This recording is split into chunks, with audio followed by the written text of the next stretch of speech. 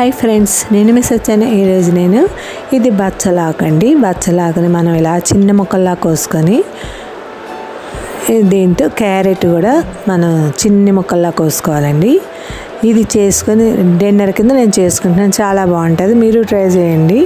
ఇలా చిన్న ముక్కలన్నీ కోసుకొని పక్కన పెట్టుకోండి.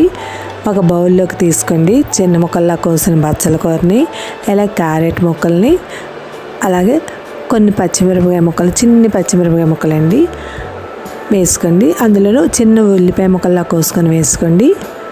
ఇలా వేసుకొని మనం అందులో కొద్దిగా ఒక కప్పు నేను శనగపిండి వేసుకున్నాను, అరకప్పు బియ్యం పిండి అండి. మీకు కావాలంటే బియ్యం పిండి ఎక్కువ వేసుకోవచ్చు, శనగపిండి తక్కువ వేసుకోవచ్చు కావాలంటే. అందులో టేస్ట్కి తగ్గ కారం, అలాగే టేస్ట్కి తగ్గ సాల్టు, అలాగే కొద్దిగా బేకింగ్ పౌడర్ కూడా వేసుకోండి. ఇది వాము అండి, వాము కూడా వేసుకోండి. వాము వల్ల మనకి డైజెస్ట్ అవుతుంది, ఎందుకంటే శనగపిండి కాబట్టి కొంతమందికి నప్పవు కదా, నప్పలేని వాళ్ళకి ఇలా వేసుకోవచ్చు. వేసుకొని బాగా కలిపేసుకోండి. ఇలా కలిపేసుకొని మనం చిన్న చిన్న అట్లలాగా వేసుకోండి, బెళ్ళలాగా అంటాం మేమైతే. బాగా పెనం కాలాలి, నూనె రాసుకోవాలి బాగానే.